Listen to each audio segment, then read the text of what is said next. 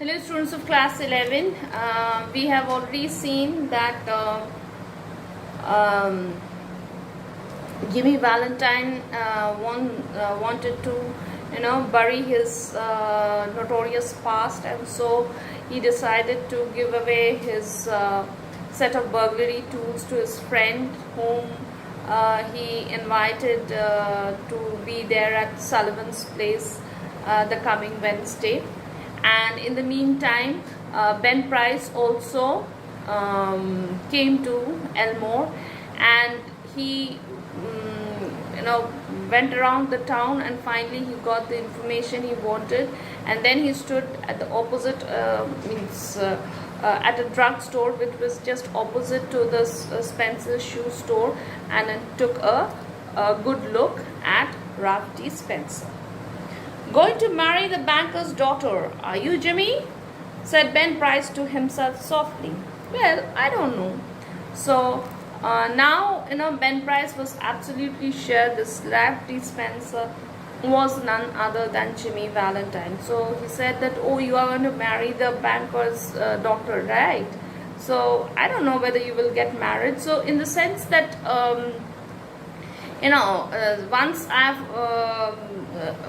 once I'm confirmed that you are Jimmy Valentine, I won't let you off so easily. So I don't know whether this marriage will take place at all. The next morning, Jimmy took breakfast at the Adamses. He was going to Little Rock that day to order his wedding suit and buy something nice for Annabel. That would be the first time he had left town since he came to Elmore. It had been more than a year now since those last professional jobs, and he thought he could safely venture out.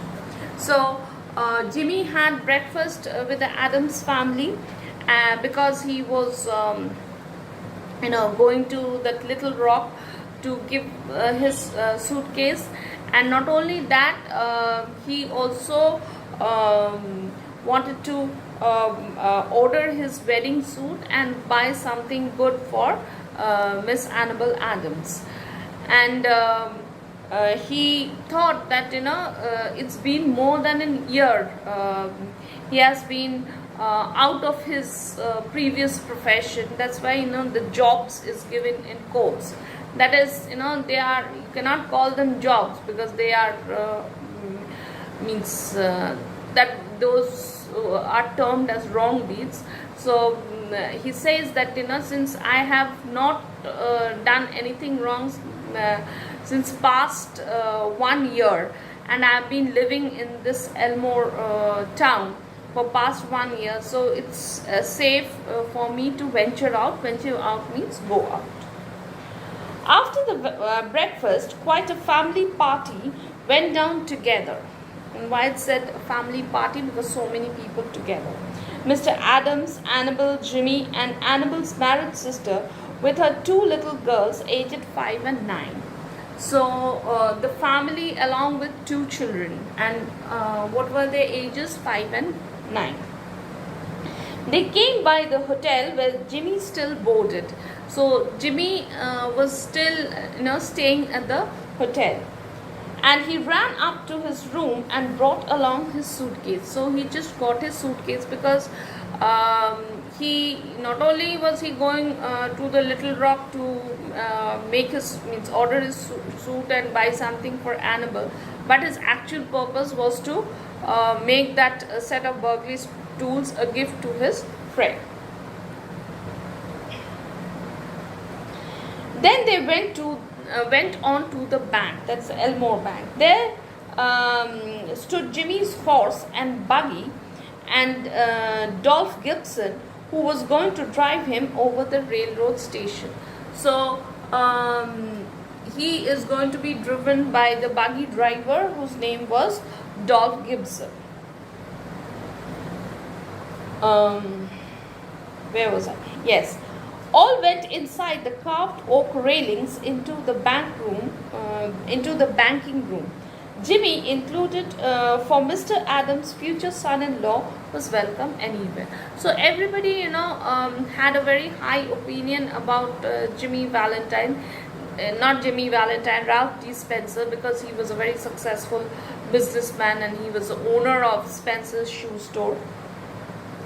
And so he, was received very cordially at the bank. The clerks were pleased to be greeted by the good-looking, agreeable young man, and the clerks were very happy that Jimmy greeted them. Jimmy also greeted them in return, who was going to marry Miss Annabel. So it was cordial reception both ways. Not only was Jimmy cordially received, but he was also equally gentle in his manners. Jimmy set his suitcase down. Annabel, whose heart was bubbling with happiness and lively youth, put on Jimmy's hat. So she just took off Jimmy's hat and put on her head, and picked up his suitcase. So Annabel picked up his suitcase. Wouldn't I make a nice drummer? So she put on the hat and she took the suitcase, and she said that, will I not be a nice drummer? Said Annabel. My Ralph, how heavy it is. So once she lifted the suitcase, she said, oh God, it's so heavy.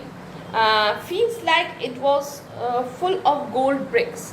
So she said that it's very heavy. It seems that you have put in bricks inside it. So Jimmy exactly knew what was inside these inside this suitcase. So but he what he replied, he said, lot of nickel plated shoe horns in there, said Jimmy coolly. That I'm going to return. So what did he say? He said that there are a lot of nickel. So he said that what was there, it was something related to shoes, and he said the nickel plated shoe horns. So there must be some defect, something like that. So he wanted to return them all. I'm going to return. Thought I would save express charges by taking them up. So he said that I didn't want to send it in any other way, but I wanted to go in person and return it. I'm getting awfully economical. So why I am doing this is that I'm trying to save the charges of sending it across in some other way or through somebody, because I'm becoming very conscious about making any extra expenditure. So we stop here today. We'll do the rest of it in the next classes. Thank you.